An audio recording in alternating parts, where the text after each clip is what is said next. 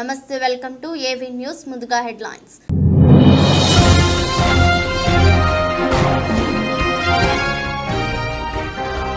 చైనాలో మరో కొత్త వైరస్ మెదడుపై తీవ్ర ప్రభావం చూపుతుందంటున్న నిపుణులు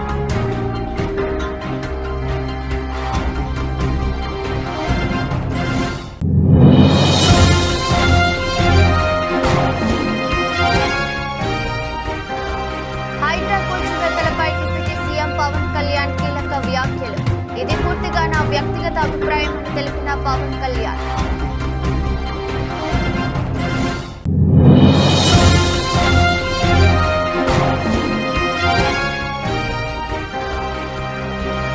వీలైనంత త్వరగా పూర్తి చేయండి సీఎం రేవంత్ రెడ్డికి కేంద్ర మంత్రి కిషన్ రెడ్డి కీలక లేఖ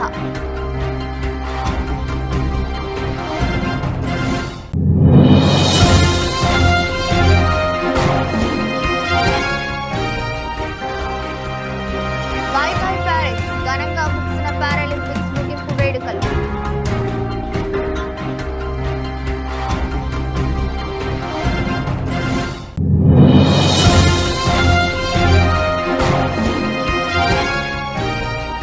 వారిద్దరూ కలిస్తే యానిమల్ కాదు డైనోసరే అవుతుంది నెట్టింట వైరల్ అవుతున్న NTR Sandeep Reddy photo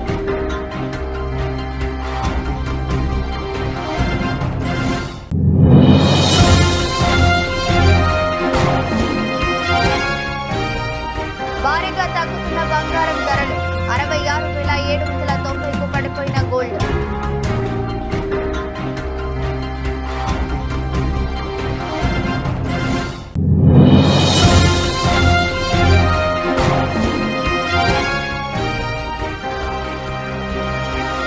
operation Bedia success ఫోన్లో చిక్కిన 5 తోడేలు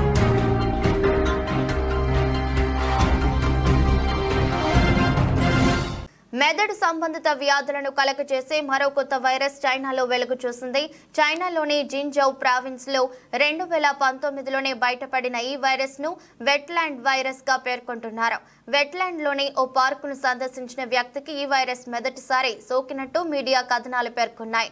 మంగోలియాలోని వెస్ట్లాండ్ పార్కులో కీటకం బారిన పడిన వ్యక్తి తీవ్రమైన జ్వరం, శరీర అవయవాలు పని చేయకపోవడం వంటి లక్షణాలతో దవాఖానలో చేరాడని New England journal of medicine పత్రిక ఈ నెల 4న ఒక కథనాన్ని ప్రచురించింది.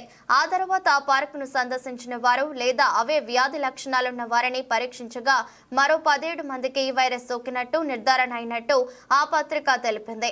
వైరస్ సోకిన వారందరికీ ఒకే విధమైన లక్షణాలు లేవని వైద్య నిపుణులు పేర్కొన్నారు. చాలా మందిలో జ్వరం, అలసట, కండ్లు తిరగటం, తలనొప్పి, వెన్నునొప్పి, కీళ్ల నొప్పులు, నరాల బలహీనత వంటి లక్షణాలు కనిపించాయని తెలిపారు.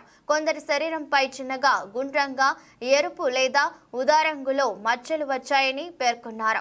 ఒక రోగి అత్యంత అరుదైన మెదడు సంబంధిత నరాల బలహీనత కనిపించిందని తెలిపారు. తమ అధ్యయనంలో 12 RNA వైరస్ ను గొర్రెలు, గుర్రాలు, పందుల్లో కూడా కనుగొన్నామని పేర్కొన్నారు. తెలంగాణలో సంచలనంగా మారిన హైడ్రాపై ఏపీలోనూ చర్చ జరుగుతోంది. ఆంధ్రప్రదేశ్ రాష్ట్రంలో హైడ్రా లాంటి సంస్థను తీసుకురావాలని డిమాండ్లు వినిపిస్తున్నాయి. తాజాగా హైడ్రాపై AP deputy CM Pawan Kalyan కీలక వ్యాఖ్యలు చేశారు. అక్రమ కట్టడాల విషయంలో కొందరు తెలియకుండా తప్పు చేసి ఉండొచ్చని, నోటీసులు ఇచ్చాక పునరావాసం కల్పించాలన్నది తమ వ్యక్తిగత అభిప్రాయం అన్నారు పవన్ కళ్యాణ్. కొందరు వ్యక్తులు కబ్జాలు తెలిసి చేయొచ్చు, తెలియక చేయొచ్చు. భాగస్వాములతో మాట్లాడి కష్ట నష్టాలు ఏమున్నాయని తెలియజేశాకే వాళ్లకు నోటీసులు ఇచ్చి వాళ్లకు పునరావాసం చేసిన తర్వాతే కూల్చివేతలని విషయంలో ముందుకెళ్లాలి. ఇది పూర్తిగా నా వ్యక్తిగత అభిప్రాయమని పవన్ కళ్యాణ్ తెలిపారు. బుడమేరుకి మన విజయవాడకి శాపంగా మార్చేసినవన్నీ ఇప్పటికీ కొన్ని ప్రాంతాల్లో ఆక్రమించిన ఇళ్ళు, ఆ ప్రాంతాల్లో ఇల్లు నిర్మించారు. తర్వాత నిర్మించిన ఇళ్ళకి అవుట్ఫుల్ డ్రైన్స్ లేకపోవడం, వరద ఎటు వెళ్తుందో తెలియక అది విజయవాడ సగం నగరాన్ని వరద నీరుతో ముంచెత్తేసింది.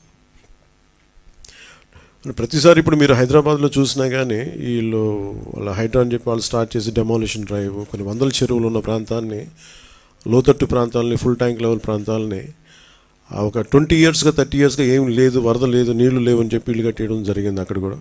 అలాగే ఏ మూల భారతదేశంలో ఏ రాష్ట్రంలో అయినా సరే, అలాగే ప్రత్యేకంగా తెలంగాణ కావచ్చు, అలాగే మనకు సంబంధించి ఆంధ్రప్రదేశ్ కావచ్చు, ఇది ఈ నదీ పరివాహక ప్రాంతాలు ఇక్కడి నుంచి సహజ స్థితిలో అది ఆ వాగులు వంకల నుంచి వెళ్ళి సముద్రంకి వెళ్ళే దిశలో ఆ దారి మధ్యలో ఇల్లు కట్టేయడం, లేదంటే లేఅవుట్లు వేసేయడం, ఇవన్నీ వైలేషన్ ఒకళ్ళు చేయలేదు. ఇది కొన్ని దశాబ్దాలుగా కొంచెం ఇంక్రిమెంటల్గా చేసుకుంటూ వచ్చి ఇది చేసుకుంటూ వచ్చారు. అలాగే గత 2-3 రోజులుగా నేను కనిపించట్లేదు అది అని మాట్లాడుతాను. ఒకటి చెప్తాను, ఇప్పుడు నేను వస్తే నాకు ఇబ్బంది ఏంటంటే ఈ సహాయక చర్యల్లో ఇబ్బంది పడిపోద్ది. ఒకసారి అందరిని మీద పడటం, దానివల్ల అధికార యంత్రాంగానికి కూడా ఒత్తిడి అవుద్ది. దానివల్ల నన్ను వాళ్ళు చెప్పడం వల్ల రాలేకపోయాను. అది నిన్న మీకు క్లియర్ కట్గా తెలియజేశాను. ఇంకా దీన్ని విమర్శించాలని ఎవరన్నా వైసీపీ నాయకులు అనుకుంటే భవిష్యత్తులో ఎప్పుడైనా సరే మీరు నాతో పాటు రావచ్చు, ఎక్కడికైనా సరే నాతో పాటు నా కాన్వాయ్లో తీసుకెళ్తాను మిమ్మల్ని. నాతో పాటు నడవండి, ఎలా ఉంటుందో మీకు అర్థం చేసుకున్నప్పుడు అప్పుడు మీరే సలహా ఇస్తారు. అందుకని దయచేసి దీన్ని ఒకసారి మీ దృష్టికి తీసుకొస్తారు. కానీ విమర్శించే వైసీపీ నాయకత్వానికి ఎవరికైనా సరే రాష్ట్ర ప్రభుత్వం చేస్తున్న ఈ చర్యల మీద ఎవరన్నా విమర్శించదలుచుకుంటే వాళ్ళందరికీ కూడా ఫస్ట్ మీరు సహాయం చేసి మాట్లాడండి. మీరు సహాయం చేసి మీరు బయటికి వచ్చి మీరు మాట్లాడి ఇళ్లలో కూర్చొని కాన్ఫరెన్స్లు పెడితే సరిపోదు. మీరు లోపలికి వచ్చి దిగండి మనస్ఫూర్తిగా. అలాంటి పరిస్థితులు అంటే మేము కూడా మాతో కలిసి తీసుకెళ్తాం. Secunderabad railway station, Charlapalli railway terminals కోసం రోడ్డు విస్తరణ పనులకు సహకారం అందించాలని కేంద్ర బొగ్గు గనుల శాఖ మంత్రి కిషన్ రెడ్డి తెలంగాణ ప్రభుత్వాన్ని కోరారు. చర్లపల్లి టెర్మినల్ ప్రారంభోత్సవానికి మోదీ వస్తారని, వీలైనంత త్వరగా రోడ్లను పూర్తి చేయాలంటూ కిషన్ రెడ్డి సీఎం రేవంత్ రెడ్డిని కోరారు. ఈ మేరకు తెలంగాణ ముఖ్యమంత్రి రేవంత్ రెడ్డికి కేంద్ర మంత్రి కిషన్ రెడ్డి సోమవారం లేఖ రాశారు. గత దశాబ్ద కాలంగా రైల్వే రంగంపై ప్రత్యేక దృష్టి సారించిన కేంద్ర ప్రభుత్వం తెలంగాణలో మౌలిక సదుపాయాల కల్పనకు ప్రాధాన్యతనిస్తోందని కిషన్ రెడ్డి పేర్కొన్నారు. కొత్త రైల్వే లైన్లు, డంప్లింగ్, ట్రిప్లింగ్ ట్రాక్లను 4 రేట్లు విద్యుదీకరణ, 40కి పైగా స్టేషన్ల అభివృద్ధి శరవేగంగా సాగుతున్నాయన్నారు. సికింద్రాబాద్, కాచిగూడ, నాంపల్లి స్టేషన్లలో పెరుగుతున్న ప్రయాణికుల రద్దీ దృష్ట్యా నగర శివార్లలోని చర్లపల్లి వద్ద 415 కోట్ల పెట్టుబడితో కొత్త రైల్వే టెర్మినల్ను నిర్మిస్తున్నామన్నారు. ప్యాసింజర్, గూడ్స్ రైళ్లకు సేవలందించే ఈ టెర్మినల్ ముగింపు దశకు చేరుకుందని లేఖలో తెలిపారు. ట్రాక్లు, స్టేషన్ భవనాలు, ప్రయాణికుల సౌకర్యాలు వంటి అవసరమైన మౌలిక సదుపాయాలు దాదాపుగా ఖరారయ్యాయని తెలిపారు. టెర్మినల్ పూర్తయిన తర్వాత దానిని ప్రజలకు అంకితం చేసేందుకు ప్రధానమంత్రి నరేంద్ర మోదీ ఇక్కడకు వస్తారని కిషన్ రెడ్డి వివరించారు. ఈ కీలకమైన టెర్మినల్ కు సాఫీగా చేరుకోవడానికి ఎఫ్సీఐ గోడౌన్ వైపు నుంచి 100 అడుగుల రహదారిని నిర్మించాలని కిషన్ రెడ్డి తెలంగాణ ప్రభుత్వాన్ని కోరారు. అదనంగా ఉత్తరం వైపు 80 అడుగుల రహదారి, మహాలక్ష్మి నగర్ వైపు మరో 80 అడుగుల రహదారి అవసరమని తెలిపారు. పారిశ్రామిక షెడ్ల ముందు ఉన్న రోడ్డును కూడా 80 అడుగులకు విస్తరించాలని కోరారు. సంబంధిత అధికారులకు దిశానిర్దేశం చేయడం ద్వారా ఈ పనులు వేగవంతం చేసేందుకు జోక్యం చేసుకోవాలని కోరుతున్నానని తెలిపారు. అంతేకాకుండా దక్షిణ మధ్య రైల్వే ప్రధాన కార్యాలయమైన సికింద్రాబాద్ రైల్వే స్టేషన్ అంతర్జాతీయ విమానాశ్రయ ప్రయాణాలను 717 కోట్లతో అప్గ్రేడ్ చేయనున్నట్లు తెలిపారు. ఈ ప్రాజెక్టును వచ్చే ఏడాది చివరి నాటికి పూర్తి చేసి ప్రజలకు ఆధునిక విమానాశ్రయం వంటి సౌకర్యాలను అందించాలని లక్ష్యంగా పెట్టుకున్నామన్నారు. అయితే స్టేషన్ కు వెళ్లే రహదారులు చాలా ఇరుగ్గా ఉన్నాయని, రతి ఫైల్ బస్ స్టేషన్, అల్ప హోటల్ మధ్య ఉన్న రహదారి ముఖ్యంగా రద్దీ సమయాల్లో మరింత రద్దీగా ఉంటుందని తెలిపారు. దీంతో ప్రయాణికులకు తీవ్ర ట్రాఫిక్ సమస్యలు ఏర్పడుతున్నాయన్నారు. స్టేషన్ ఆధునీకరణకు అనుగుణంగా రోడ్డు విస్తరణ పనులను పూర్తి చేయడం చాలా కీలకమని తెలిపారు. ఈ సమస్యను పరిష్కరించడంలో సకాలంలో చొరవ తీసుకోవాలని కోరుతున్నారు.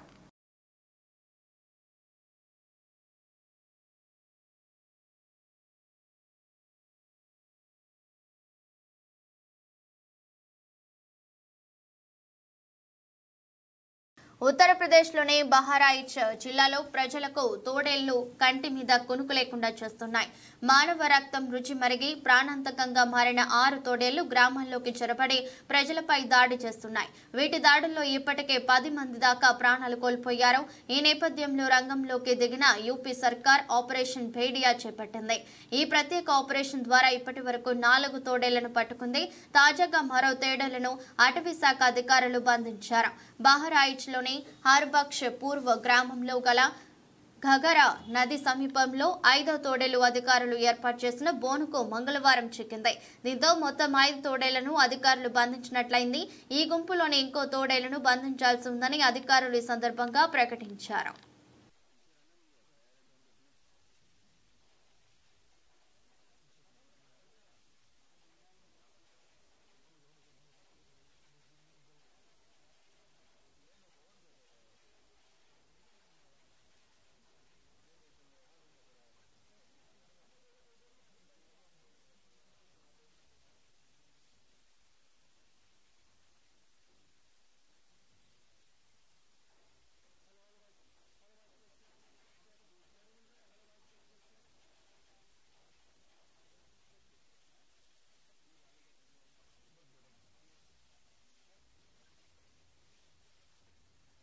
వరద బాధితులకి సాయం చేయలేకపోతున్నామని ఒప్పుకున్న చంద్రబాబు. వరద ముంపు బాధితులకు నిత్యావసర సరుకులు పంపిణీలో మేము ఫెయిల్ అయ్యాం. 80,000 కుటుంబాలకు పంపిణీ చేయాలనుకున్నాం, కానీ చేయలేకపోయాం. కేవలం 15,000 కుటుంబాలకే పంపిణీ చేయగలిగాం. కొన్ని సమస్యలు ఎదురు కావడం వలన చేయలేకపోయామంటూ 40 ఏళ్ల రాజకీయ అనుభవం, విజనరీ అని చెప్పుకునే చంద్రబాబు తన చేతకానితనాన్ని తానే ఒప్పుకున్నాడు. 80,000 డిస్ట్రిబ్యూట్ చేయాలనుకున్నాం. ఈరోజు డిస్ట్రిబ్యూట్ చేసింది 15,000 డిస్ట్రిబ్యూట్ చేయగలిగాం. There is some problem. కడాన వీళ్లు ప్యాక్ చేయడంలో కూడా కొన్ని ప్రాబ్లమ్స్ ఉన్నాయి. రేపు మేము ఒక 40,000, 45,000 వరకు ఒక 16 డివిజన్లు ప్రారంభించారు. ఈ 16,000లో ఇదే మరి డిస్ట్రిబ్యూషన్ చేసేస్తాం. మిగిలిందంతా కూడా ఫెయిర్ ప్రైస్ షాపు పంపించి, ఫెయిర్ ప్రైస్ షాపులో నేను ఇప్పుడు చెప్పినటువంటి ఇవన్నీ కూడా మీకు చెప్పాను లిస్టు. చంద్రబాబుకి చాదస్తం ఎక్కువైంది. వరదొచ్చినా బురదొచ్చినా నేపం వైఎస్ జగన్ గారిపై నెట్టేస్తున్నారు. విజయవాడ మునిగే వరకు చంద్రబాబుతో పాటు కూటమి నేతలు మేలుకోలేకపోయారు. ఇప్పుడు వరద బాధితుల ఆగ్రహాన్ని గ్రహించి ప్రజల్ని మభ్యపెట్టడానికి బోట్ల రాజకీయాలకి చంద్రబాబు తెరలేపారు. అందరికీ నమస్కారం. వరదొచ్చినా బురదొచ్చినా ఆఖరికి కరోనా మహమ్మారి ప్రపంచం మీదకి వచ్చిన దానికి కారణం జగన్మోహన్ రెడ్డి గారే అని చంద్రబాబు నాయుడు గారు మాట్లాడడం చూస్తూ ఉంటే ఈ మధ్య వారికి చాదస్తం కాస్త ఎక్కువైంది అనిపిస్తా ఉంది. కురుస్తున్న వర్షాలు తెలుసు, అదేవిధంగా కట్టెలు తెచ్చుకున్న కృష్ణానది తెలుసు. అయినా సరే విజయవాడ మునిగే వరకు ఏ వాగులు ఎక్కడున్నాయో మాత్రం చంద్రబాబు నాయుడు గారికి గాని కూటమి ప్రభుత్వానికి గాని తెలియదు.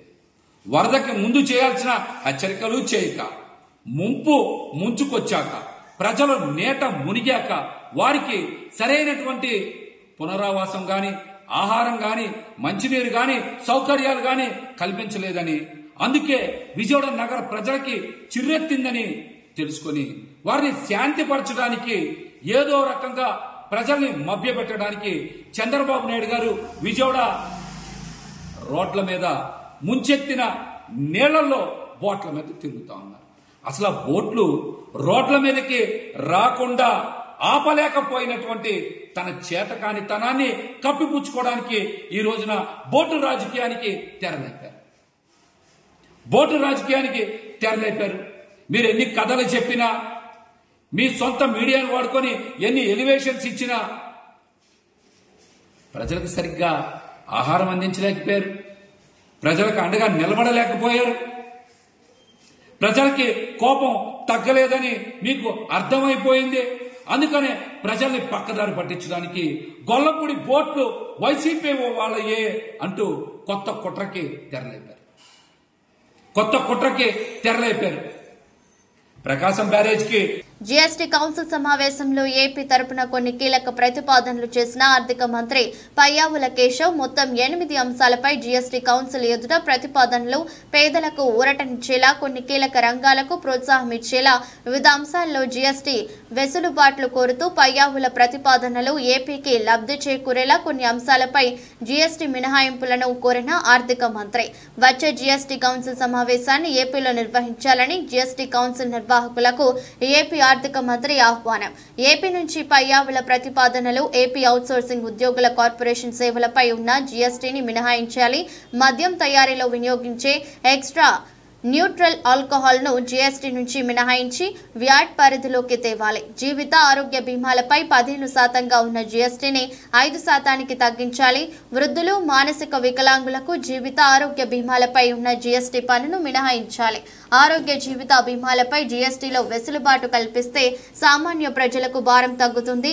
ఎలక్ట్రిక్ వాహనాల వీడి భాగాలపై ప్రస్తుతం 18% ఉన్న జీఎస్టీని 5% కుదించాలి. ఈవీ ఛార్జింగ్ స్టేషన్లపై జీఎస్టీని తగ్గించాలి. ఈవీ రంగానికి జీఎస్టీ నుంచి వెసులుబాట్లు కల్పిస్తే పర్యావరణ హిత సమాజం ఏర్పడడానికి మరింత ఊతమిచ్చినట్టు అవుతుంది. జీఎస్టీ చట్టం సెక్షన్ 16(4) ఉన్న ఇబ్బందులను తొలగించి ట్యాక్స్ పేయర్స్ ప్రయోజనాలను కాపాడాలి. విద్యా సంస్థలు, యూనివర్సిటీల్లో శాస్త్ర సాంకేతికతను ప్రోత్సహించేందుకు వచ్చే గ్రాంట్లపై జీఎస్టీ నుంచి మినహాయించాలి.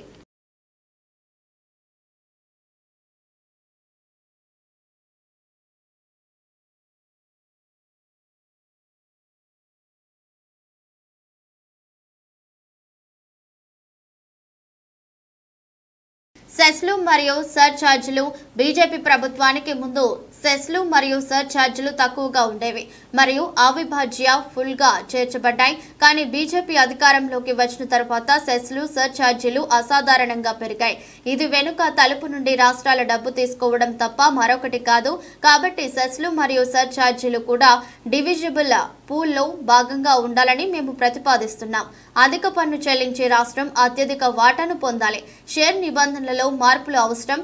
హారిజాంటల్ డెవల్యూషన్ ఈక్విటీ ఫార్ములాను సవరించాలి. ప్రస్తుతం హారిజాంటల్ డెవల్యూషన్ ఫార్ములా ప్రతి ఫైనాన్స్ కమిషన్ అది నిర్దేశించిన ప్రాధాన్యతల ఆధారంగా స్వయంగా నిర్ణయిస్తోంది.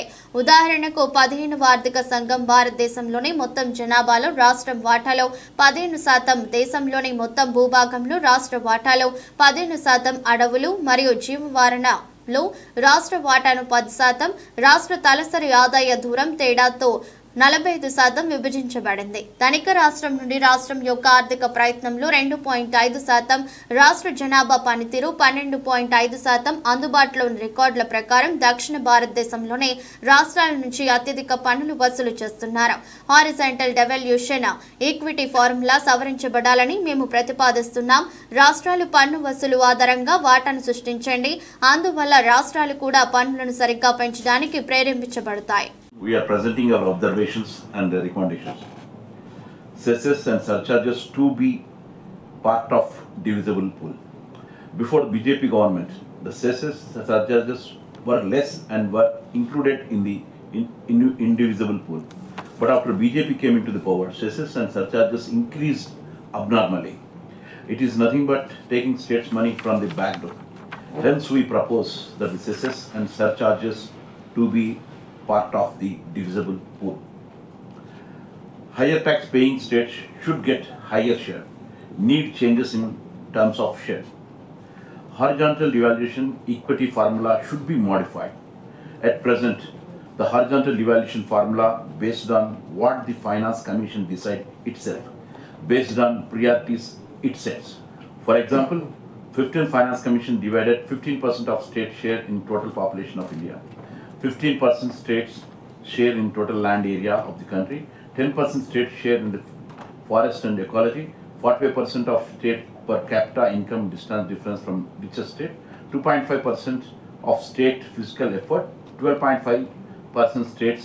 ములుగు జిల్లా ఏటూరు నాగారం మండలంలోని ఎడతెరిపి లేకుండా కురుస్తున్న భారీ వర్షాలకు గోదావరి మళ్లీ ఉగ్రరూపం దాలుస్తోంది. ప్రజలు అప్రమత్తంగా ఉండాలని సిఐ అనుముల శ్రీనివాస్, ఎస్ఐ తాజుద్దీన్ రాత్రింబవళ్లు తిరుగుతూ హెచ్చరిస్తున్నారు. ఓడగూడెంలో గోదావరి క్రమక్రమంగా పెరుగుతుండటంతో గ్రామస్తులు, రైతులు ఊర్లోకి నీళ్లు రాకుండా బస్తాలలో ఇసుక నింపి నీళ్లకు అడ్డుగా వేస్తున్నారు. రైతులు పోసుకున్నటువంటి మిర్చి నారు కురుస్తున్నటువంటి అకాల వర్షాలకు ఇదివరకే మిర్చి నారు దెబ్బతినడంతో మళ్లీ గోదావరి పెరగడంతో ఊర్లోకి నీళ్లు వస్తాయని, మిర్చి నార్లు మునిగిపోతాయని రైతులు ముందస్తుగా ఇసుక బస్తాలలో నింపి అడ్డుగా వేస్తున్నారు. గోదావరి పరివాహక ప్రాంతంలో నివసిస్తున్నటువంటి ప్రజలు భయాందోళనకు గురవుతున్నారు.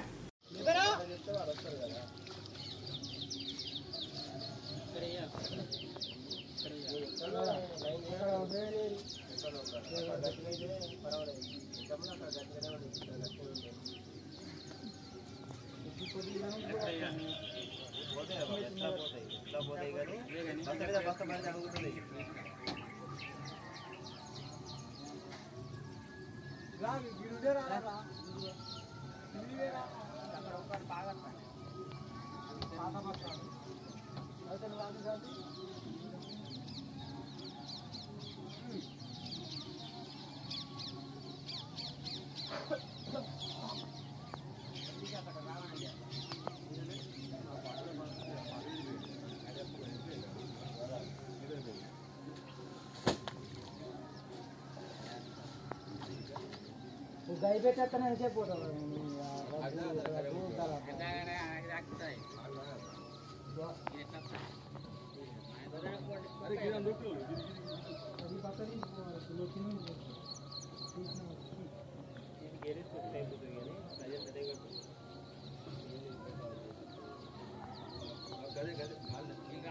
ప్రతిష్టాత్మక పారిస్ పారాలింపిక్స్ గేమ్స్ అట్టహాసంగా ముగిశాయి. ప్రపంచ వ్యాప్తంగా క్రీడాభిమానులను అలరించి పారాలింపిక్స్ కు ఆదివారం అర్ధరాత్రి తెరపడింది. చారిత్రక స్టేట్ డి ఫ్రాన్స్ స్టేడియం వేదికగా పారాలింపిక్స్ ముగింపు వేడుకలు ఘనంగా జరిగాయి.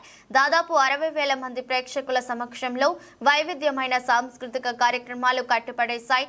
ఓవైపు వరుణుడు అంతరాయం కలిగించిన ఫ్రాన్స్ కు చెందిన టాప్ 20 డీజేలు రూపొందించిన పాటలతో స్టేడియం హోరెత్తిపోయింది. అథ్లెట్లు చిరకాలం గుర్తుండిపోయేలా ప్రముఖ మ్యూజిక్ కంపోజర్ జీన్ మిచెల్ జారే కాసియస్ పాటలను అభిమానులు బాగా ఆస్వాదించారు. అంతకుముందు జరిగిన మార్చ్ ఫాస్ట్ లో 169 దేశాలకు చెందిన పారా అథ్లెట్లు జాతీయ జెండాలు పట్టుకుని ముందుకు నడిచారు.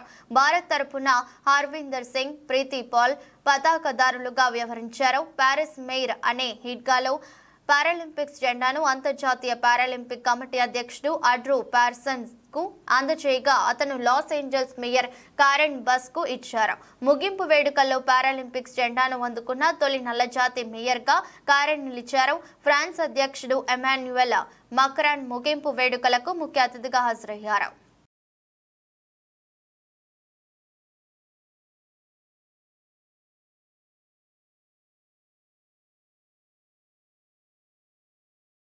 ఎన్టీఆర్ దర్శకుడు సందీప్ రెడ్డి వంగ కలిసి మాట్లాడుకోవడం, వీరిద్దరూ కలిసున్న స్టిల్ ప్రస్తుతం సోషల్ మీడియాలో వైరల్ అవుతోంది.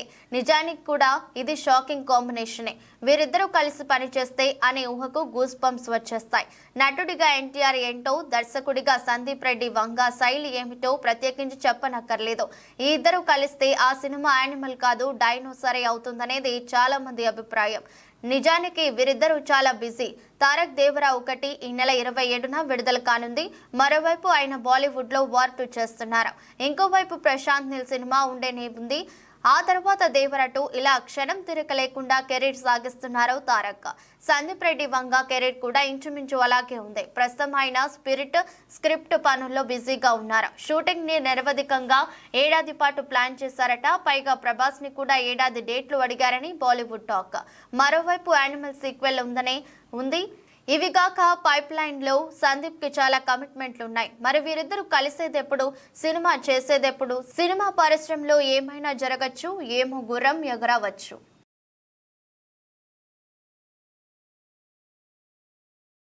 దేశంలో బంగారం ధరలు దిగి వస్తూనే ఉన్నాయి. సాధారణంగా బంగారం ధరలలో ప్రతిరోజు పెరుగుదల ఉంటుండగా ఇటీవల నుంచి ధరలు ఒక్కసారిగా పడిపోయాయి.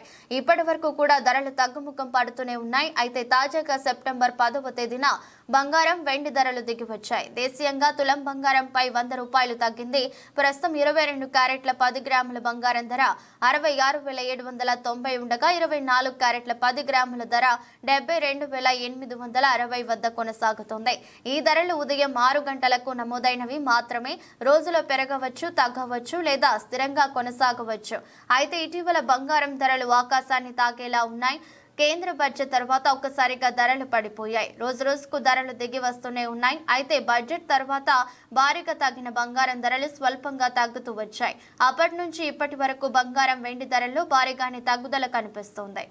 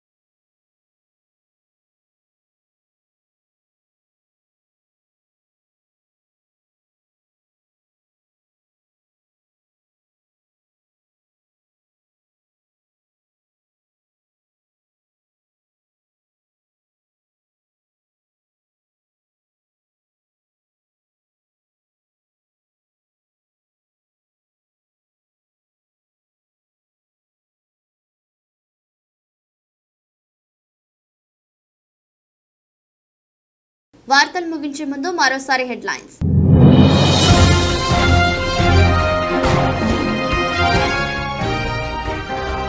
చైనాలో మరో కొత్త వైరస్ మెదడుపై తీవ్ర ప్రభావం చూపుతున్నట్టున్న నిపుణులు.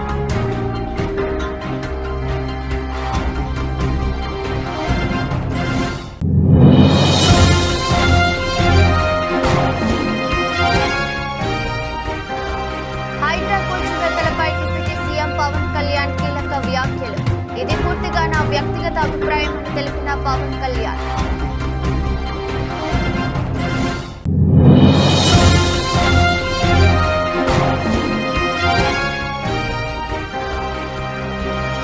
వీలైనంత త్వరగా పూర్తి చేయండి. సీఎం రేవంత్ రెడ్డికి కేంద్ర మంత్రి కిషన్ రెడ్డి కీలక లేఖ.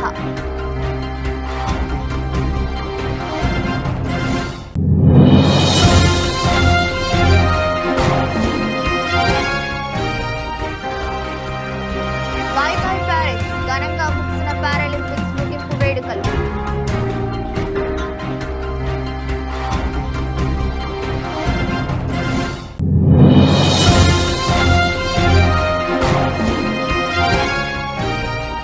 వారిద్దరూ కలిస్తే యానిమల్ కాదు డైనోసరే అవుతుంది. నెట్టింట వైరల్ అవుతున్న NTR Sandeep Reddy photo.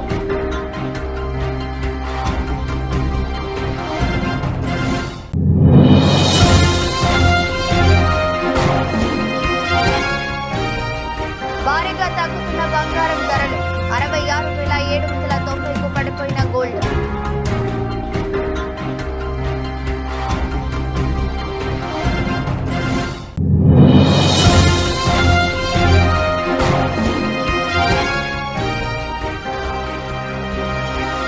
Operation Bedia success. ఫోన్లో చిక్కిన 5 తోడే.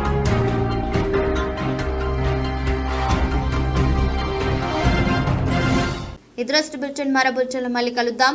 అంతవరకు సెలవు. నమస్కారం.